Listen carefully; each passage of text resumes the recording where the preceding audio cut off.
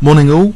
I quite enjoyed going with a brief overview of Magnus Carlsen's games in the Amber tournament, the Rapid in particular. Let's have a look now at Levon Aronian, who's also doing very well and who may still win the tournament. There's a few more days left, I believe.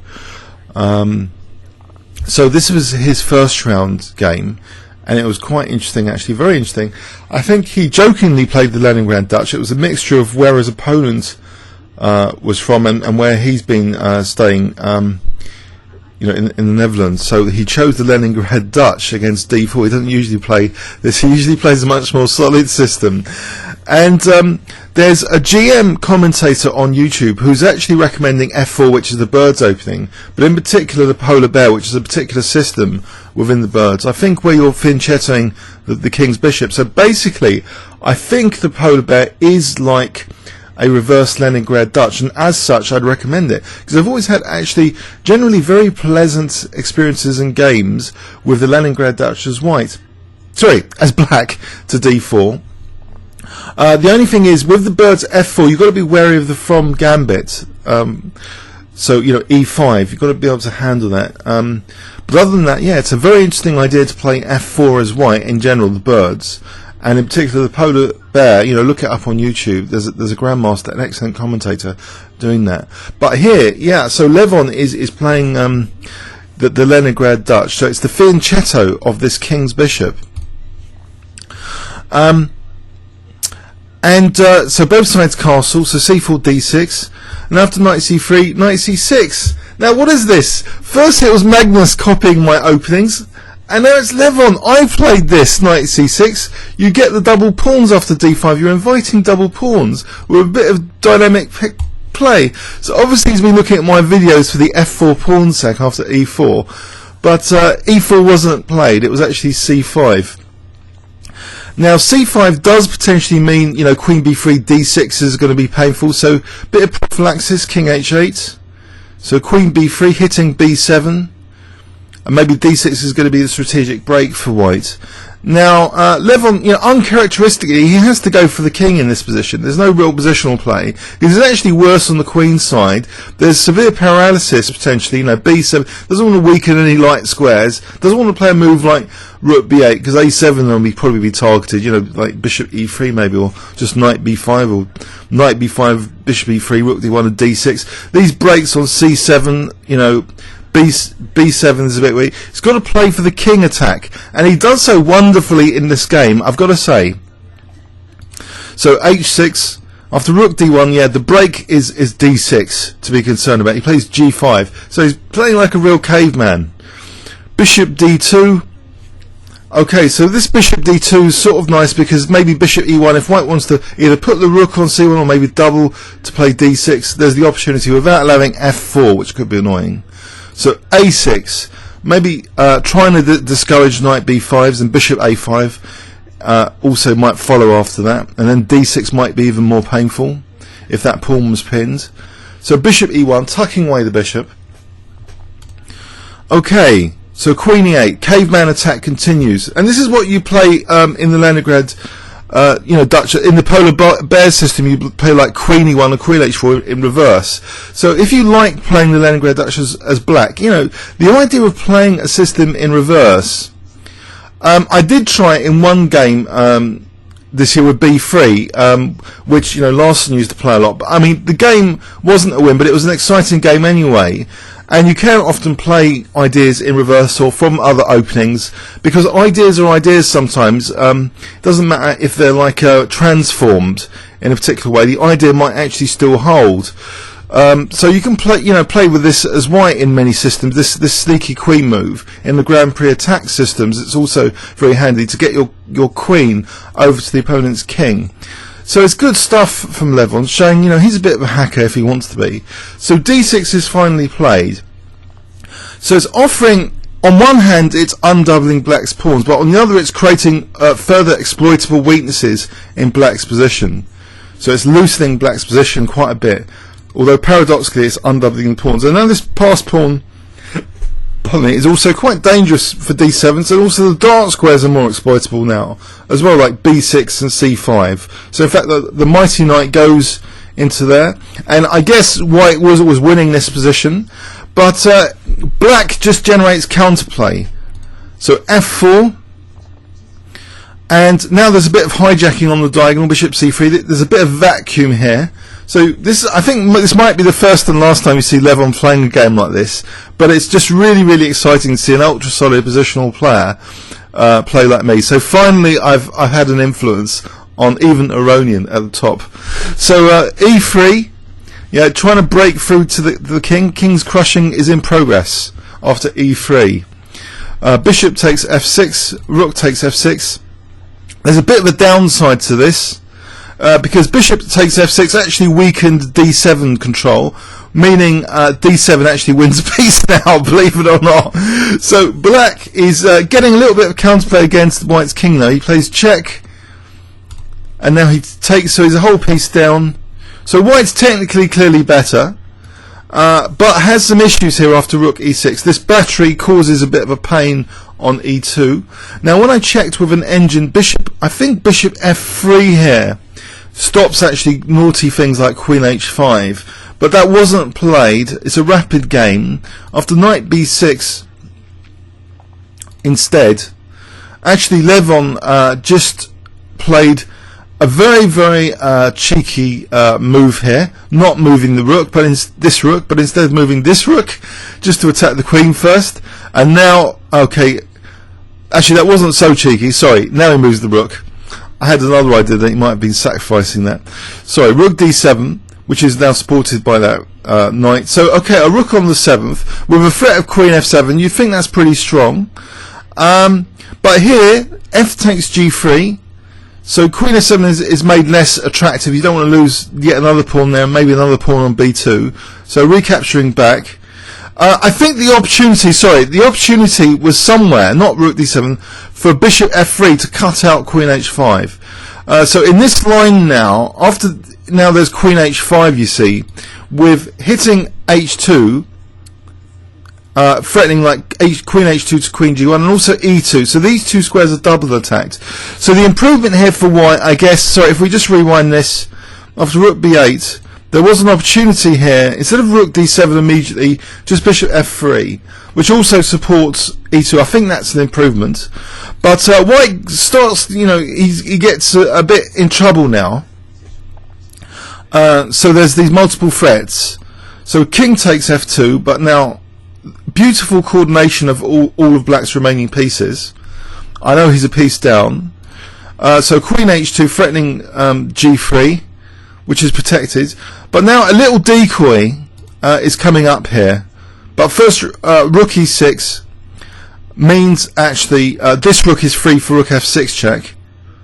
Now, keeping this rook eyeing the e-file. So white's king is a bit in trouble, because rook f6 would force the win of the queen because the bishop's pinned. So rook d3 protecting that f3 square.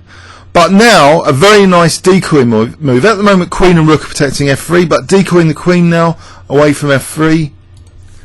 And now this check gets white in trouble. He loses a piece back after this rook f8. He's losing his bishop. And with that, his game's in tatters now. After check, he's losing his rook now. So he lost that. Quite a dramatic game. And a wonderfully out-of-style game for Levon Aronian. A wonderfully funny choice of opening based on where he's been staying and where the opponent has been living, I think, or playing. The combination of the two, so to play the Leningrad Dutch. But I think it's a fun opening, and this was a fun game. A piece down, he manages to win it. So basically, if we have a look at that, playing one of my pets, this knight e5 line. So they're vindicating all the King's Crusher lines, these guys, these top players in the world. All those King's Crusher games, all that guilt about playing unsound rubbish, it's all been justified by the strongest players in the world, at least in rapid chess, which is what I usually play these junk openings in anyway, rapid chess. So check, and it's winning the piece back, and that's wonderful. You see, I think it's more dangerous when you can generate counterplay, even if the system is sound. So the faster the time limit, the more you can get away with. I guess, you know, when it's longer time limits, they don't want terrible positions, you know, out of dodgy openings, so they end up playing much more solid positions like the Slav. So maybe that's the empathy we need, you know, why the top players sometimes play, you know, dull, solid chess on the more classical time controls. But here, with 25 minutes each and 10 seconds per move, you know, we see a lot of fun stuff.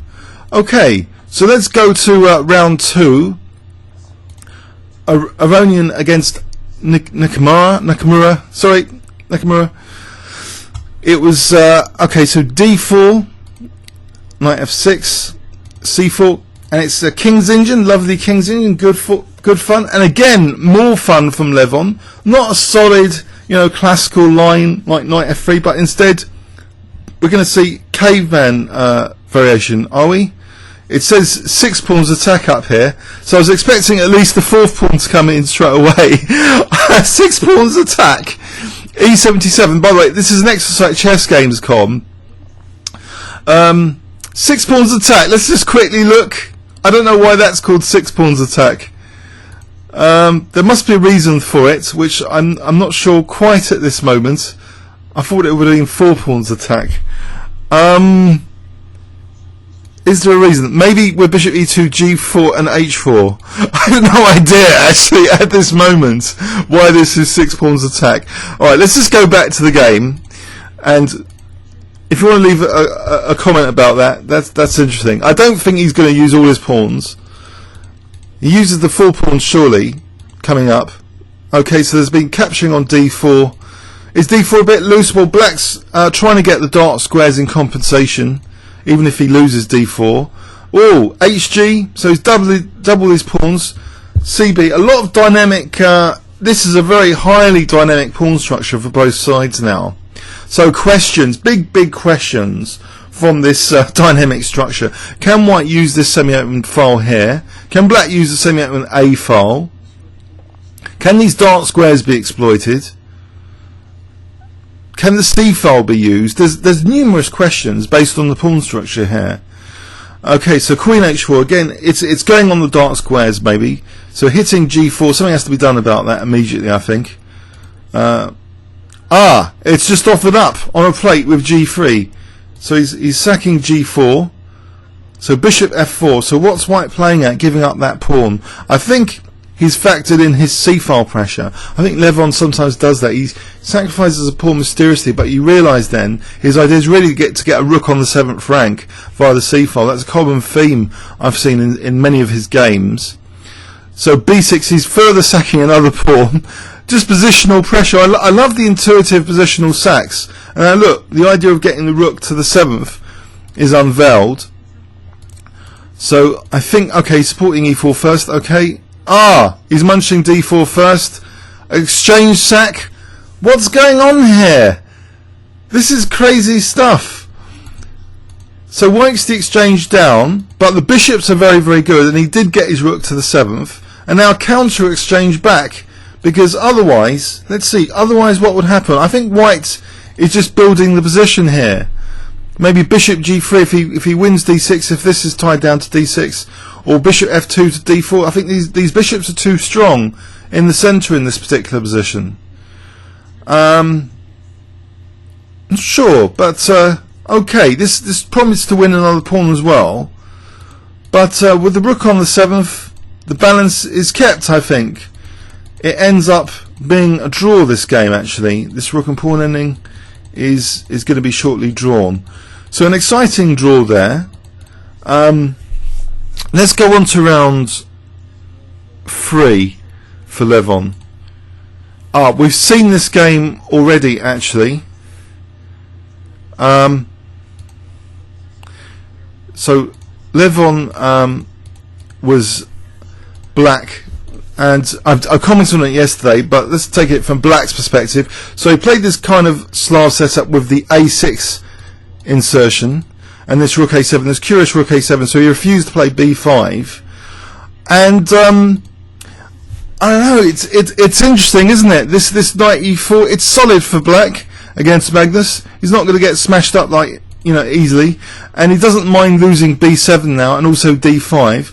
So 2 pawn sacks. Of course the queen can't move because of bishop d5, So now there's this knight takes f7. We have a wealth of tactics now. What's going on here? Levon's attacking the queen, but his queen's attacked. If bishop takes f7, then queen takes d7. If rook takes f7, then then bishop takes b8, because it's unveiled an attack on b8. So this is a highly tactical sequence. If we just rewind there, what on earth happened there? You might ask again. Well, d5 and b7 were double attacked, but the invitation to do that was given on this next move, rook a8, because it unprotected b7. It basically promoted the idea, you know, how about queen b3, double attacking b7 and d5, and then just casually playing a5, so sucking white in, because actually, you know, he's attacking the queen now, so the queen can't really go to c4 without maybe rook c8, and then d5 is a problem again. Or maybe there's something else. Maybe after queen c4, actually there's knight b6, so queen c4 is ruled out. So basically white has to go all in here, and again, like, this bishop's kind of overloaded. Maybe queen c6, there's rook b6 or something. Queen c6, or maybe just, no, sorry, knight takes e5 is winning a piece there, because then bishop d5 will follow. So basically this is probably forced knight takes f7. So we have a bit of chaos going on here. So exchange of queens, and now after knight takes, bishop takes, Levon's got two pieces for the rook, but he's lost a few pawns in the process. So we have this unbalanced endgame, which ends up, as we saw yesterday, it just ends up being a draw. This two knights against rook. Black seem to be doing quite well with that a pawn possibility, but now it became equal in the rook and pawn ending.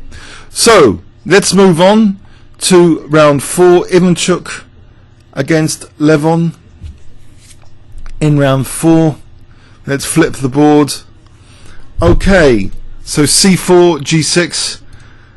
We have here kind of English opening. So black's contesting d4, white's putting pressure on d5, symmetrical stuff. English opening, symmetrical variation.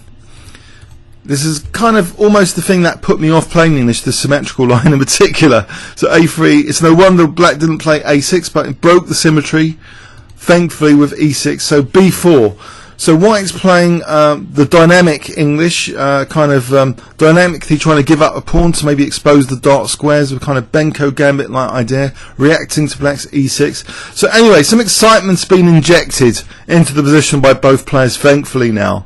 So we're not having a dull symmetrical variation, but something quite interesting now. So d6. Okay, white's continuing play on the queen side, and you'd usually do this if you were playing the Sicilian as black. In the closed Sicilian, you'd be playing on the queen side like this. So knight ge7. So black has the flexibility of playing f5, but white doesn't mind blocking in his f pawn. He's working on the queen side here. But Levon's position, it seems harmonious. The energy flow seems good. b5, maybe this potentially weakens squares and makes the position even slower now for white to create a breakthrough, or an exploitable target on the queen side. These exploitable weaknesses, where are they? That's the big question here. Black seems kind of solid now. d5, and he's even getting more space in the centre. If he can play d4, it looks as though white's getting a little bit passive almost now. But knight f5, he's got good control over that d4 square. I wouldn't mind having this position as black. It looks pretty. Everything's protected, even this bishop, by the knight. The knight's not so exploitable on the rim here. But does black want to play d4 that quickly? That's one question. Knight d4, so reacting to his queen attack by attacking the opponent's queen. And again attacking the opponent's queen. And now we have some trades. Okay, so this position looks okay for black. And okay, so how does white get white managed to lose from here, so I think he must have got outplayed in the ending. So there's pressure though on b6 and c5 for the moment, and d5. So how is this pressure resolved? The creation of a passed c pawn. Oh, it wasn't just the creation of a passed c pawn. Whoa. So c4, was this needed for white to lose the exchange now with d takes c? He lost the exchange. Whoa. Well, otherwise CD looks a bit miserable with that pawn, and bishop f5. I don't know if the position's kind of miserable here. So anyway, he decided, I don't know, to sack the exchange. I guess there might be like rook c6s here. So white's playing on, but he's now the exchange down. Was this a rude awakening, this move, rook d4? If knight b6, well, so if the rook can't move now to c6 because of the a4, so further simplification. So black's the exchange up, and basically he managed to somehow, he exploited that being exchange up. Okay, so he's undermining the dark squares. Then he's protecting b6 again. So white's e-pawn's the big danger here, but now the h-pawn as well is a problem for white. And in fact here, this is nasty because there's a threat now, rook c6 and queening. So that's difficult to parry. If e7, I guess, not king f7, because then e8 queening. If e7, that's a good question. Maybe just rook e6, and if e8 just takes, the bishop's tied down anyway to h8, and then there's the option actually of bishop takes e7 still. So if the bishop moves, rook takes b6. If the knight moves, rook takes c6 still. So anyway, white had enough in this position and resigned. So let's go swiftly on to Aronian versus Gashimov. Now I think this was a cool game. Oh, this was cool.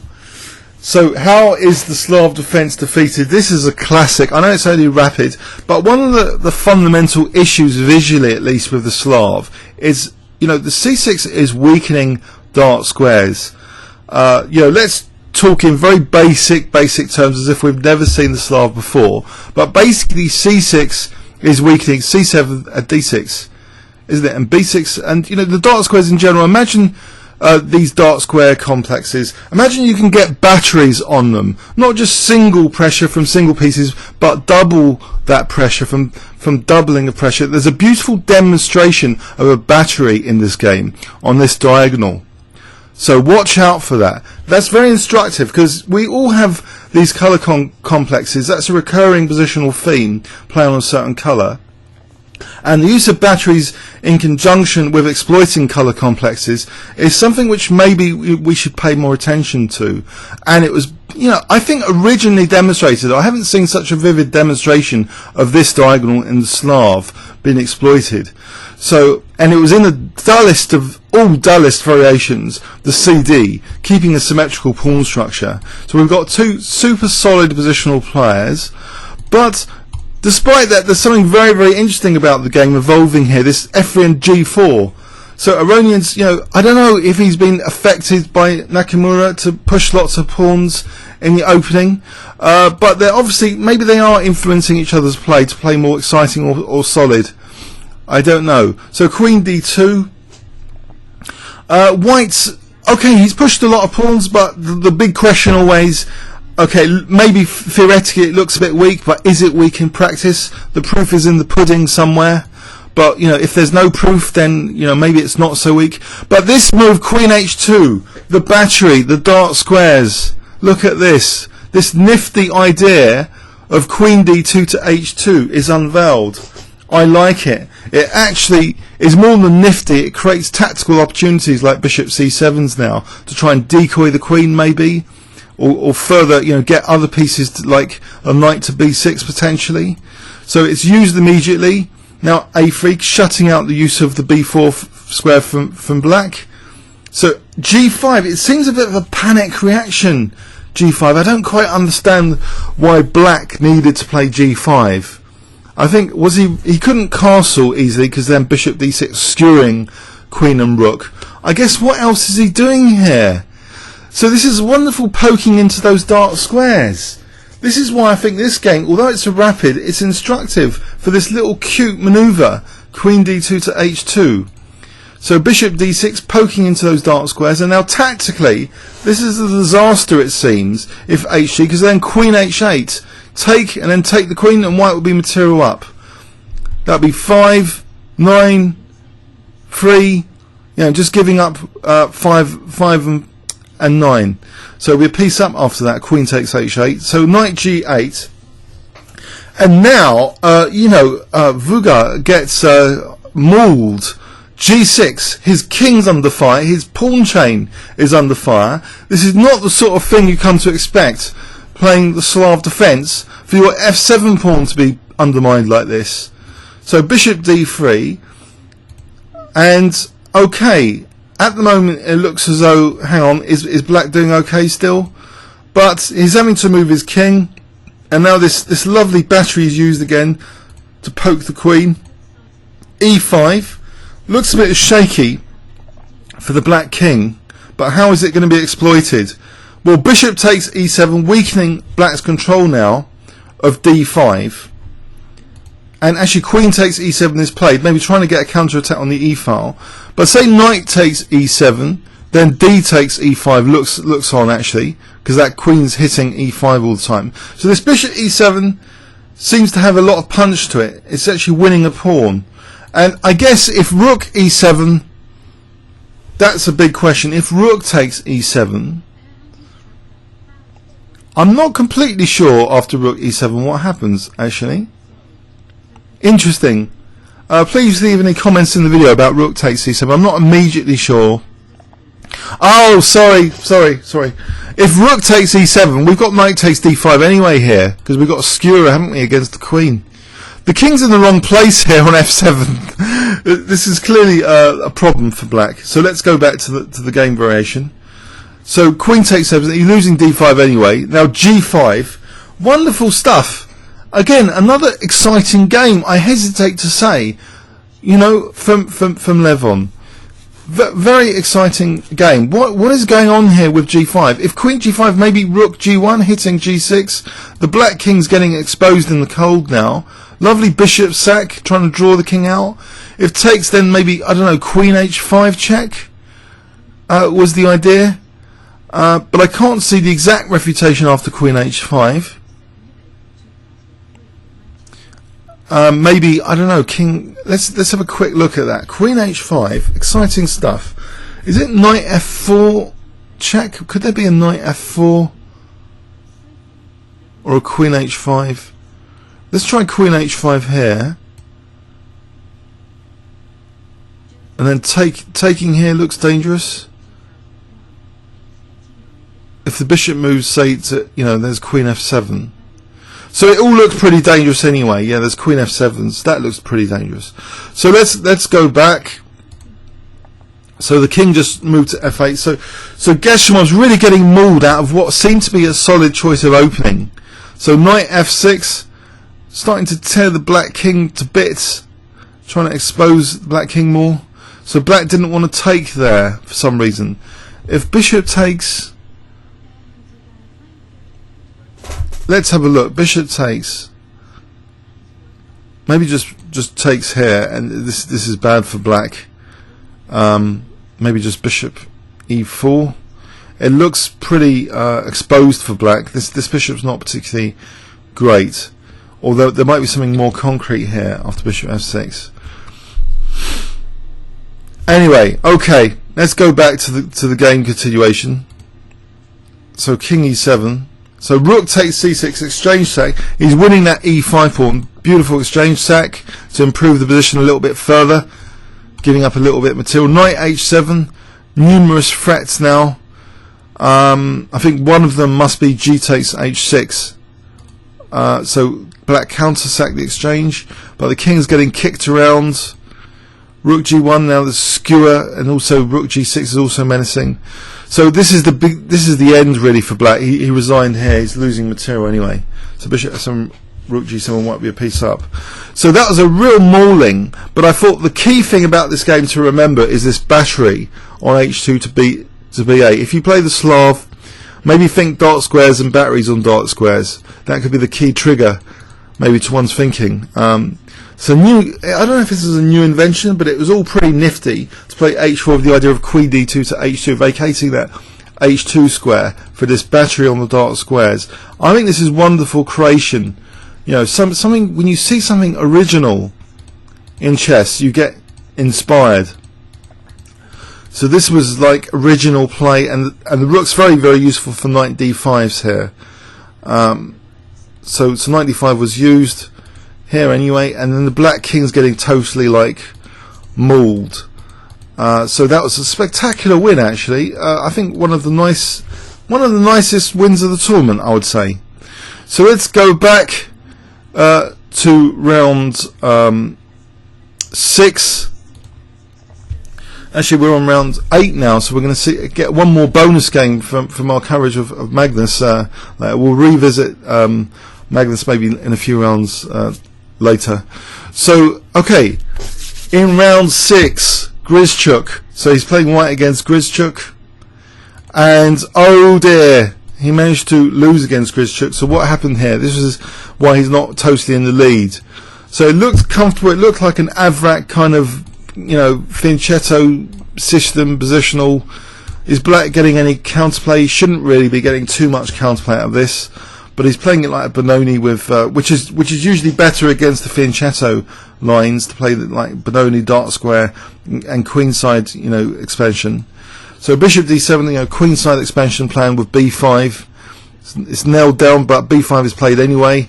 Doesn't matter about the structural damage, the isolated a pawn. You get a bit of counterplay. Now bishop b5. Now that's kind of interesting. Not immediately taking on b6 and just further giving up another pawn. Now I wonder why. Okay, here, why wasn't like the other pawn snapped up? Knight takes b6. Is that too greedy? Takes. Knight moves back somewhere. I don't know. c4. And then knight g3 would be a threat. If we have a quick look at this, c4 implies like knight takes g3 is on because of the pin. Also there might be rook c8 and knight d3, and then b2 is sort of... So it's a great dynamism to play bishop b5 basically. I don't know. Bishop b5, not routinely capturing on b6. So black is generating counterplay. So let's go back to the game continuation. He played actually g4. So maybe he's a bit worried about knight g3s. Sorry, actually, I'm just thinking maybe there was a knight g3. No, okay, so g4, the knight just goes back, and now white takes. So what's the idea here then, with the knight being back on f6? Again, just to take, it's just a positional sack then. Dark squares, b-file pressure. So he's just given up a pawn for that. So white's a pawn up. But black has a lot of pressure after queen b3. He doesn't mind being a pawn down. And in fact, these rooks are fantastic, aren't they? Oh, and that knight on a3 is just terrible. This knight's huge on e5.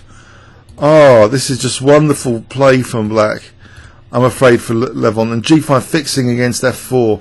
And that's a big threat of rook a3 and rook c3, which white just lets happen now after bishop f1. Or rook c3 just winning the one on a3. So wonderful dynamic play from Grischuk, who otherwise I don't think has had a brilliant tournament.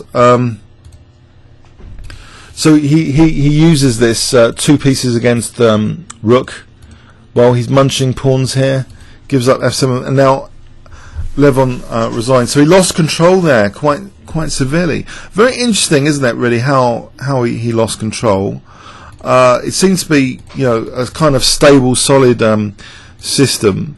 So where did black generate the counterplay here? Playing like Benoni, which I thought was binned by most GMs a while back, but it's got the dynamism. This structure has dynamism.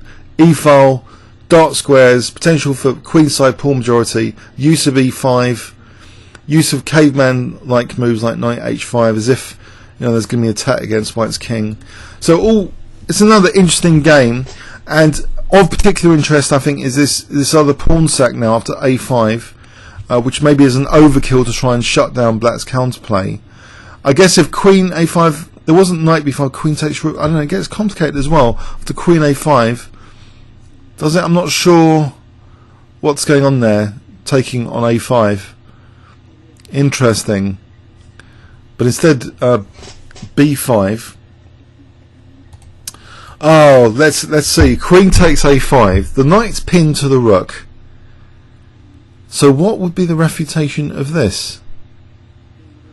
Maybe f4 here. Where's that knight going? So unless this is like cautioning Kasparov, where Kasparov was like leaving his knight on e5 hanging, I don't think he wants to lose his knight particularly. So b5 actually here, when it was played, if we think about this logically then, is actually meaning f4 can be answered with knight c4. Okay, but the surprise now is this bishop b5. So f4 can now be answered by knight c4 again, because the bishop is also supporting c4 now. Also, it's vacated d7, so f4 knight d7 is also an option, I guess. So we have a bit of counterplay now, a bit of weakening. Whenever someone plays g4 in this tournament, inevitably they lose if it's a bit too early. We saw that yesterday with Kohlschreiber. You know, Kramnik got crushed later, but it weakens dark squares. It creates potential for exploitable weaknesses, basically. But actually, they're on the queen side. The real pressure for black's pieces is on the queen side. It's not really to do with this, except that the dark squares are locked with this move g5, this use of f4 from black. But it's winning material now on the queen side. This pressure is translated into winning material, and then we have this endgame which is lost. So unfortunately, this enables Magnus to be in the lead. This kind of loss. Otherwise, Levon was doing very well in the tournament as well. Hence, we're looking at him. So let's have a look at round 7. So he was black, and this was a short draw. Naughty. Nimzo Indian, kind of boring, okay, dull. Black's maybe got a problem with the Queen's bishop, trying to liberate that, maybe. Exchange of queens, no, and he sorts out his strategic issue. White's injected some excitement, castling queenside, but, a little bit more excitement, a fragmented pawn here, as well to speak of. But it does support the d5 square. It's balanced by the fact it's got some functionality to it. A little bit ugly looking, or is ugly only, just a function of beauty, function of functionality? So I don't know. It does a job, the e6 pawn. It's justified. Black holds the balance, and in fact, a draw was agreed here after Black's repairing the pawn structure after this move. If he doesn't repair the pawn structure, where is he going? Black would have total control over d4 if he moves the bishop like f4. So draw agreed there. Okay. So that shows, solid stuff. But I guess the interesting bit also here was the choice of knight g2 wasn't. Was a bit of a rarer bird, isn't it, than usual in this system, to play knight ge2. Okay, let's move on. So round 8 against Anand, the current world champion. So c4, English opening, c5, symmetry so far, symmetry, d4, d5, symmetry holds, looking in the mirror against Anand. Now d takes, breaking the symmetry, b4, the symmetry is broken. Okay, good stuff. And we have some kind of imbalance out of the opening. I wouldn't go so far as to say potentially losing trump cards, or is it an isolated queen's pawn here that Anand is going to have? Nope, he liberates the pawn. He doesn't now CD. He's liberated the pawn. Okay, so he's got no specific structural weaknesses here, although white seems well placed with his queenside bishop compared to this bishop, which is not on this diagonal, but this one is on this diagonal. So f6, g7 might be targets. e5, whoa, weakening d5 a little bit. Okay, it's liberating the bishop, but it comes at little cost. Knight a4, so c5 and d4 under fire. Okay, queen 3-2 pawn majority on the queen side. Can poke into squares like b6, which he does now, and he takes on d4. Okay, now there is a structural liability, the d4 pawn. Can this be rounded up? First h3, bit of prophylaxis against opportunities like knight g4 maybe. Okay, the pawn is under pressure. Is that really enough? There's queenside pressure. There's a 3-2 majority. If this pawn could be blocked and these pawns made into a pass pawn. Okay, so giving up b7. Is this really that painful for black here, this position? I guess it's starting to look painful. This knight's doing a very good job controlling d5, but it doesn't really want to defend b7. He's going to lose d4. I think he's losing material maybe. So it's a painful position. So white's a pawn up now, for it seems not much compensation. Knight d7, he's holding the e1 square from afar from that b4 position. There's no queen e1s. Oh! Fine tactic. Temporarily giving up a piece to get this nasty, nasty pin. He's winning his piece back. So he's going to end up with a passed a pawn, I guess, when the dust settles here. No, two pawns up, but he's giving up d7. He's passed a pawn after all that. Wow. High level positional stuff just to get past a pawn. Can he really hurt? Oh! Bishop takes h3. Little tactic there. Regaining material. Or was it? Has it backfired? Where's the queen going now without losing the bishop? Oh, he did lose the bishop. It did backfire. Well, it is a rapid after all. They are making mistakes on this rapid. So that wasn't too well calculated then to be a bishop down now. And this pawn's enough now in this endgame. Okay, so he's just a bishop up, and here Anand resigned. So I don't know, that was a complex struggle. Seemingly from symmetry to start off with. Black not going for the isolated queen's pawn but liberating with d4. And then we saw some other issues reveal themselves, like this bishop, which meant that e5 became tempting, which meant that the d5 and the diagonal became a bit weak, especially b7. So black always had some sort of nagging issue, and trying to solve one issue created another subtle sort of issue, and this was continually picked up on with Levon's moves, it seems. This queenside pressure against b7, against d4 now, leading to winning a key pawn. And this dodgy tactic now, well, this nice temporary piece sack, leaving the outside a pawn, which maybe made Anand a bit keen to try and restore material balance, at least psychologically. But then there's this nifty check, which makes sure that white's winning a piece now, kind of safely after bishop e2. So he's winning that bishop, and then this was easier now, a bishop up, to win this. Okay, so that was round 8. So I hope you got something out of this brief overview. I think I did. I haven't gone through Levon's games systematically. You can check out and replay these games at chessgames.com. Please leave any comments or questions on YouTube. Thanks very much.